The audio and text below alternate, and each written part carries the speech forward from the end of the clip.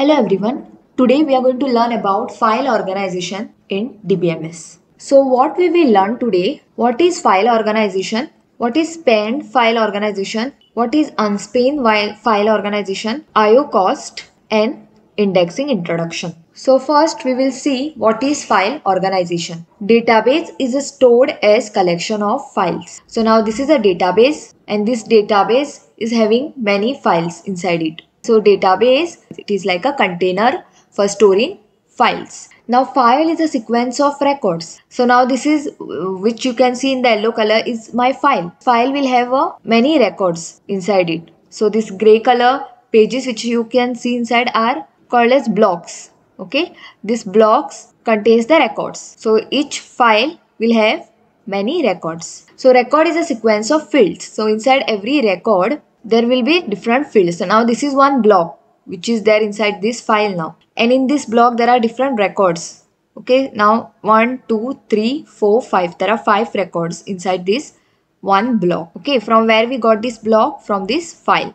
And from where we got this file? From this database. Okay, now this one file which I have taken from this database will contain different file header information. So which are the information this particular file will contain? Field name, data types, addresses of the file blocks on the disk. There will be many blocks inside this file. So address of each block will be stored by file header. So block is a collection of records. Now this one block is having 5 records. 1, 2, 3, 4, 5. So block is a collection of records. And database file is a collection of blocks. So this one file is having many blocks. Now records are stored on the disk block. So now this is your hard disk. If you are using the Windows system, then you will have C drive, D drive. So C drive and D drive are what? Your hard disk. So in your C drive, D drive, you must be storing many files. So that file will have many records. So records are stored on disk block. Now this is a block and inside this blocks records will be stored. Then blocking factor for file is average number of file records stored in the disk block. Now what is blocking factor for every file? How many records are stored in one block? So two strategies are used for storing records within the block. One is spanned file organization and another one is unspanned file organization. So first we will see spanned file organization. So it allows a part of record to be in one block and the rest of it to be on next block.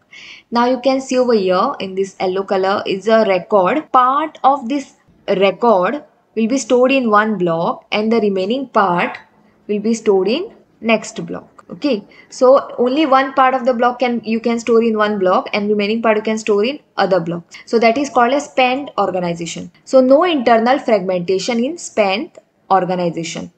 Internal fragmentation means what? Within a block there is no wastage of space. Your block will be properly utilized. No wastage of space. That is called as internal fragmentation. It is preferred for variable length records, meaning record size are not same or fixed.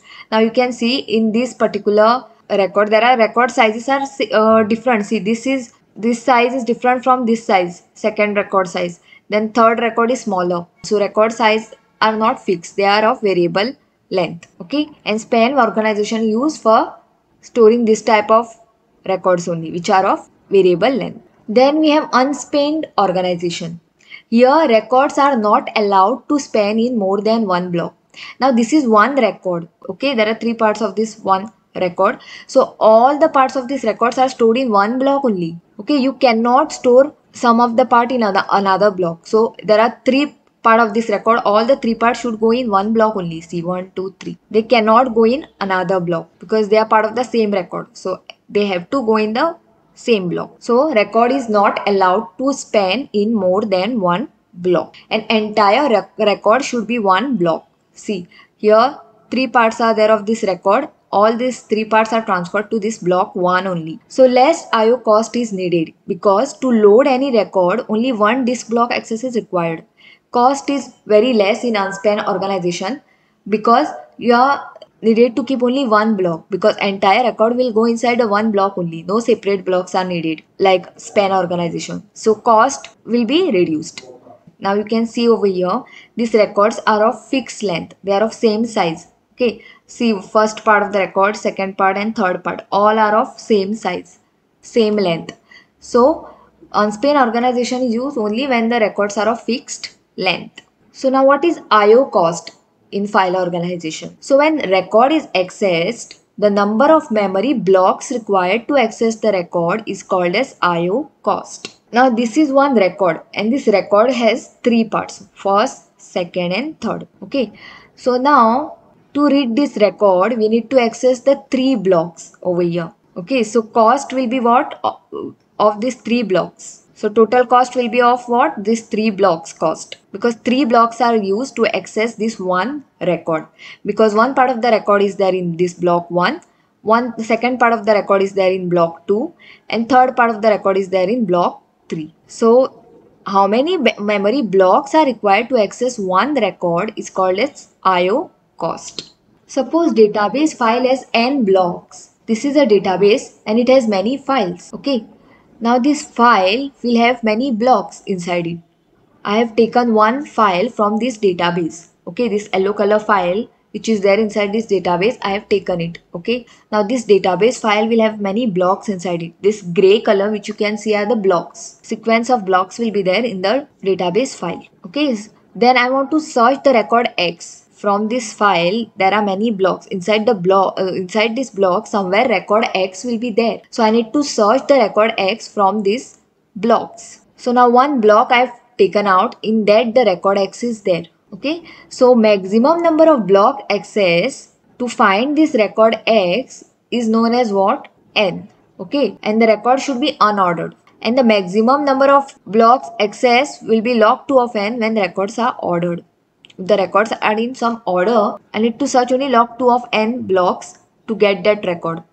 If the records are not ordered, then I have to search n number of blocks. Means all the blocks inside that file I have to search. Because I don't know where the record X is. Because records are stored randomly. I don't know where the record X is stored inside this block. So I have to access all the blocks. Then only I will find the record X. Whereas if the records are ordered, then I don't have to find all the blocks. I know where the record will be there, in which block. So maximum number of block access will be log 2 of n. So this is one block now, and inside this block 1, 2, 3, 4, 5 records are there. Okay, and one out of this is suppose record X, so which I have searched. So next is indexing. So index file can be created for database. Now this is an index file which created for this database file. Okay, so database file will have many blocks. Now this B1 is one block, B2 is another block, B3 is another block, B4 is another block, B5 is another block. So it will have many blocks. So I've created one index file. This is an index file now, which is created from this database file. So now these index files are divided into blocks. Okay, now this particular index file is divided into 3 blocks. Now each entry of the index file is what? Search key, comma, pointer. It will have search key value and the pointer value, where to point in the database file. So index file entry size, database file entry size, number of index block and number of database file block. So now we have seen the I/O cost with file organization. So now we'll see the I/O cost with indexing. Okay, so I/O cost with indexing is what? Index file blocks will be log 2 of n and database file block will be only 1. So this is the I/O cost with indexing. So this was all about file organization and indexing introduction under database management system. Thank you.